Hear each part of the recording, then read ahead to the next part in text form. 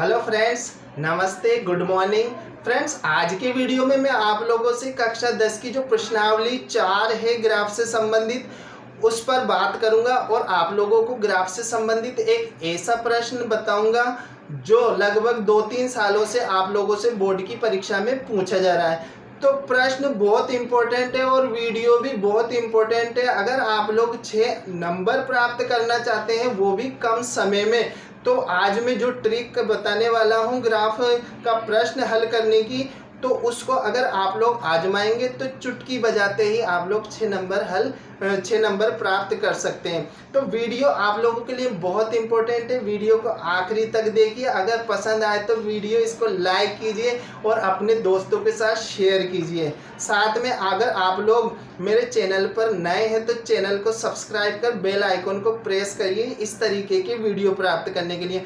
तो देखते हैं आज की ट्रिक क्या है और किस तरीके का हम प्रश्न हल करने वाले हैं। इसके लिए हमें चलना होगा ब्लैक बोर्ड पर। तो फ्रेंड्स, हम आ गए हैं अपने ब्लैक बोर्ड की तरफ और मैंने यहाँ पर आप लोगों के लिए प्रश्न लिख दिया है। और प्रश्न जो है वो है रेखिक समीकरण युग्म को आलेख विधि से हल करना है। हमें दे रखे रेखिक युग्म समीकरण दे रखे। जब दो समीकरण एक साथ दिए होते हैं तो उनको हम रेखिक युग्म समीकरण बोलते हैं। साथ में दे रखा है कि 4x + 3y = a हो तो a का मान ज्ञात करना है। तो इस तरीके का प्रश्न आप लोगों से बोर्ड की परीक्षा में आजकल पूछा जाता है और लगभग हर साल इस तरीके का प्रश्न पूछा जा रहा है। तो इस प्रश्न को हल कैसे करेंगे? सबसे पहले तो इस प्रश्न को समझना होगा कि हमें x और y का मान किस तरीके से निकालना है। तो यही टिप्स आज मैं आप लोगों को बताने वाला हूं और बहुत कम समय में हम इस प्रश्न को हल करने वाले हैं। तो देखो, यहाँ पर हमें दो समीकरण दिए गए। ये रेखिक युग्म समीकरण है जिसमें चर है x और y और अचर है यहाँ पर 6 है और यहाँ पर भी चर x और y है। तो इनके मान हमें निकालने। तो हमें इन समीकरण को हल करने से पहले हमारे पास इस चीज़ का सॉल्यूशन होना चाहिए, इस चीज़ का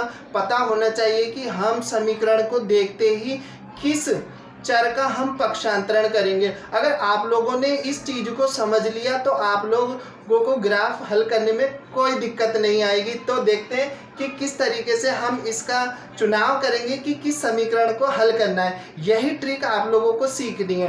तो देखो, यहाँ पर हमें दे रखा है x + 3y = 6 दे रखा है। तो सबसे पहले हमें क्या करना है कि जो गुणांक वाली संख्या है हमें उसी का ही पक्षांतरण करना है। पहली ट्रिक ये है कि अगर गुणांक दिया हुआ होगा तो हमें गुणांक वाला जो चर है उसी का ही हमें पक्षांतरण करना है। तो हमारे पास पक्षांतरण करने के बाद हो जाएगा 6 - 3y। अब यहाँ पर तो है प्लस का, ये 3y जो है प्लस का है। जब हम इसका पक्षांतरण करेंगे तो ये हो जाएगा माइनस का। तो इस चीज़ का आप लोगों को ध्यान रखना है। अब देखो, ये हो गया 6 - 3y। अब हम यहाँ पर क्या करेंगे, यहाँ पर हम बनाएंगे एक टेबल, छोटी सी टेबल बनाएंगे यहाँ पर। ठीक है, इस तरीके से हम यहाँ पर टेबल बना लेंगे। ये x हो गया, ये y हो गया। और हम जो समीकरण हमें दिया हुआ होता है, दो समीकरण दिए तो दो रेखाएं बनती हैं।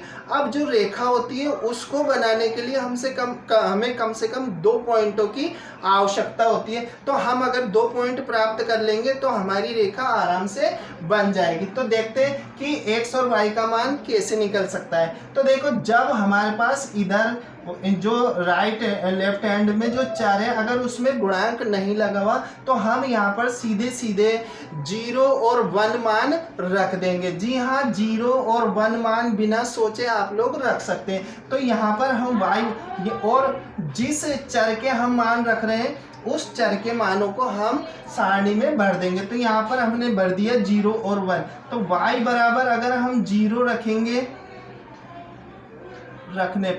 y बराबर अगर 0 रखेंगे तो हमारे पास निकल के आ जाएगा x = 6 - 3 × 0। y का मान हमने 0 रख दिया तो ये हो गया 6 - अब 3 को जब 0 से गुणा करते हैं तो हमारे पास 0 आता है और 0 को घटाएंगे तो हमारे पास मान निकल के आ गया 6। तो इस तरीके से ये हो गया 6, x का मान आ गया 6। अब y बराबर हम रखेंगे 1। y बराबर 1 रखने पर y बराबर 1 रखेंगे तो y का मान जो x का मान है वो कितना आ जाएगा 6 - 3 × 1। तो हमारे पास मान आ गया 6 - 3 = 6 में से 3 घटाएंगे अगर हम तो हमारे पास आ जाएगा 3। तो इस तरीके से हमारे पास y का मान x का मान आ गया 3। हम यहाँ पर टेबल में रख देंगे। अब हमारे पास जो दूसरा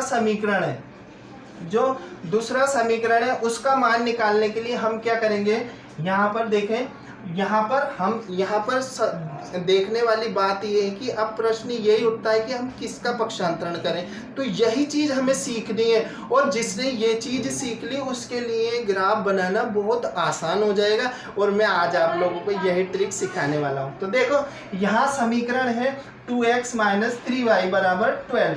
तो देखो अगर वीडियो लंबा हो जाए तो आप लोग को चिंता करने की ज़रूरत नहीं है, थोड़ा सा जब बड़ा हो सकता है, वीडियो समझाने में टाइम लगता है। तो यहाँ पर अगर हम देखें समीकरण को तो 2x - 3y = 12 है। तो यहाँ पर हम एक नज़र देखें तो यहाँ पर एक तरफ सम गुणांक है चर का और एक तरफ विषम गुणांक है, साथ में माइनस का चिन्ह भी लगा हुआ है। तो मैंने यहाँ पर अपन को ये ध्यान रखना है कि जिस चर में माइनस का चिन्ह लगा हुआ हो और विषम गुणांक हो तो हम उसी का ही पक्षांतरण करेंगे। तो यहाँ पर विषम गुणांक और माइनस का है तो यहाँ पर हम पक्षांतरण कर देंगे 3y का। तो ये हो गया 2x = 12 + 3y। ठीक है, माइनस का उधर जाएगा तो प्लस का हो जाएगा। अब यहाँ पर हम इसके लिए एक टेबल बनाएंगे और ये टेबल बना ली, हमें 2 मान चाहिए। अब हम यहाँ पर क्या करेंगे, x का मान निकालने के लिए 2 से इसको डिवाइड कर देंगे तो 12 + 3y हो गया और बटावा यहाँ 2 आ गया। अब देखो हमें यहाँ पर 2 से डिवाइड करना है तो हमें इस चीज़ का ध्यान रखना चाहिए कि हर में जब 2 आ रहा है तो अंश में ऊपर क्या होना चाहिए, 2 की टेबल में जितने नंबर्स आते हैं वही नंबर वहाँ पर बनने चाहिए। तो अगर हम यहाँ पर y का मान 0 रखते तो 3 0 से मल्टीप्लाई होगा और 0 हो जाएगा और 12 आ जाएगा। तो ये एक मान हम रख सकते हैं। ठीक है, इसके बाद हम देखें यहाँ पर अगर हम यहाँ पर 1 रखते हैं तो 3 को जब 1 से मल्टीप्लाई करेंगे तो 3 होंगे और 15 हो जाएंगे। तो 1 नहीं रखना है हमें। अगर हम 2 रखेंगे तो 3 दूनी 6 होंगे, 12 और 6 कितने हो जाएंगे, 18 हो जाएंगे। तो 18 में जब हम 2 का भाग देंगे तो एक बड़ी संख्या आ रही है तो हम प्लस में इस संख्या को न लेके काय में ले लेंगे, 2 को माइनस में ले लेंगे। ठीक है, तो -2 हम ले लेते हैं। अब मान रख के देखते हैं तो y बराबर अगर हम 0 रखें तो x का मान कितना आ जाएगा, 12 + 3 × 0 बटावा 2। तो यहाँ पर हो गया 12 बटावा 2 बराबर 6। 3 को 0 से गुणा करा तो 0 हो गया और 12 में 2 का भाग दिया तो हमारे पास 6 आ गया। अब हम रखेंगे y बराबर -2 रखेंगे हम, y बराबर -2। तो अब हम यहाँ पर देखते हैं तो हमारे पास जो मान निकल के आएगा 12 + 3 × -2 बटावा 2। तो यहाँ पर कितना आ जाएगा, यहाँ पर आ जाएगा 12 - 6 बटावा 2। 3 को गुणा करेंगे 2 से तो -6 आएंगे और 6 में फिर 6 में 2 का भाग देंगे तो हमारे पास निकल के आ जाएगा 3। तो यहाँ पर x का मान निकल के आ गया 3 और यहाँ पर x का मान निकला था 6। अब देखो यहाँ पर आप लोग देख रहे हैं कि 6 और 3, 6 और 0, 6 और 0, तो ये दोनों मान समान आ रहे हैं। तो ये एक तरीके से हमें ऐसे मान प्राप्त हो गए, यहाँ पर रेखाएं आपस में काटेंगे। अब बात करते हैं ग्राफ की। तो ग्राफ पेपर आप लोगों ने नॉर्मली देख रखा है, उसको बताने की जरूरत नहीं है। सिर्फ आप लोगों को क्या करना है, बीच में से उसको ग्राफ को हमें 4 भागों में डिवाइड करना है। इस तरीके से बीचों बीच में से हमें 4 भागों में डिवाइड करना है। डिवाइड करने के बाद जो उसमें खाने बने हुए हैं उस प्रत्येक खाने पर हमें क्या लिखना है, 1 2 3 4 5 और एक और लिख देंगे 6, क्योंकि हमारा x का सबसे बड़ा मान आ रहा है 6। अब दूसरी तरफ ये x होता है, ये -x होता है, ये y होता है और ये नीचे -y होता है। अब ऐसा ही हम दूसरी तरफ भी करेंगे। इधर माइनस के आ जाएंगे तो माइनस के लिख दो इधर, माइनस में जितना बड़ा मान है हमारे पास उतने तक संख्या लिख दो। अब y के लिए भी हम ऐसा करेंगे, तो 1, ये 2, ये 3, ये 4। अब y में हमारे पास मान 1 तक ही है तो इसको यहीं तक लिख देंगे। फिर करेंगे -1, -2, -3 और -4। अब हमें ये हमारा ग्राफ का पैटर्न तैयार हो गया। अब इसमें हमें बिंदुओं को फिट करना है। देखो जो ये क्रॉस वाला पॉइंट होता है यहाँ पर x का भी 0 आता है और y का भी 0 आता है, तो दोनों 0 यहाँ पर उपस्थित है। अब हम मान रखते हैं, देखो x पर 6 लेना है, वो भी प्लस का, तो x पर 6 आ गया प्लस का ये, और y का 0 यही होगा, तो यही लाइन हमारे पास पॉइंट बनाने के लिए हो जाएगी और ये हो जाएगा 6 और 0। ठीक है। अब हम बात करेंगे 3 और 1 की, तो x पर 3 और y पर 1, x पर ये 3 और y पर 1 की सीध में हम यहाँ पर पॉइंट लगा देंगे। तो इस तरीके से हम इसको एक लाइन बना सकते हैं आराम से। इस तरीके से हमारी लाइन बन जाएगी। ठीक है, ये लाइन बन गई हमारी। अब बात करेंगे हम दूसरी तरफ की, तो इसमें दूसरे समीकरण की, तो इसमें x बराबर 6 और y बराबर 0, तो यहीं आ जाएगा पॉइंट, और x का 3 और y का -2, तो x का 3 ये रहा और माइनस के y के 2 ये रहे, तो इसकी सीध में हम पॉइंट लगा देंगे और इसको हम इस तरीके से मिला देंगे। तो ये हो गया हमारा प्रतिच्छेदी बिंदु।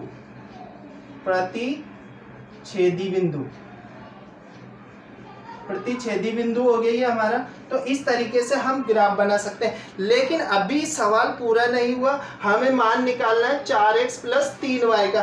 तो हमारे जो प्रतिच्छेदी बिंदु आए उन प्रतिच्छेदी बिंदुओं को हमें यहाँ प्रतिस्थापित करना है। तो इसको प्रतिस्थापित करने के लिए हम क्या करेंगे, ये हो गया हमारे पास 4x + 3y बराबर a।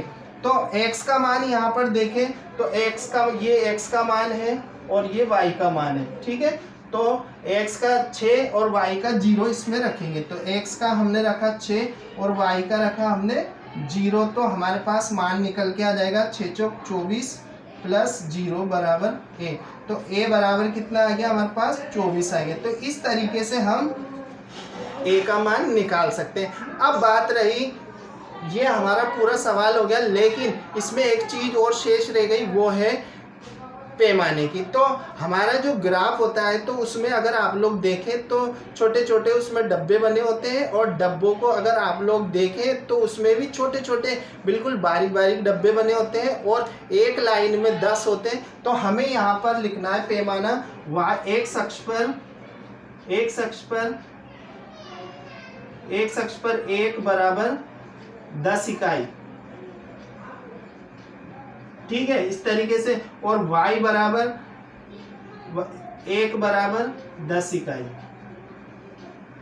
तो इस तरीके से अगर आप लोग इस सवाल को हल करेंगे तो आप लोगों को पूरे नंबर मिलेंगे और आप लोगों को पास होने में बहुत हेल्प मिलेगी। तो ये बहुत इम्पोर्टेंट सवाल था। इस तरीके का प्रश्न आप लोगों से बोर्ड की परीक्षा में पूछा जाता है, तो आप लोग इसको इस तरीके से हल कर सकते हैं। तो वीडियो अगर आप लोगों को पसंद आया हो तो इसको लाइक कर दो और दोस्तों को शेयर कर दो, और मेरे चैनल पर नए हैं तो चैनल को सब्सक्राइब कर बेल आइकन को प्रेस कर दो इस तरह के वीडियो पाने के लिए। तो ये एक सवाल मैंने आप लोगों को हल करके बताया। एक और सवाल मैं आप लोगों को हल करके बताऊंगा अगले वीडियो में हम फिर मिलेंगे। तब तक के लिए जय हिंद, जय भारत एंड गुड बाय।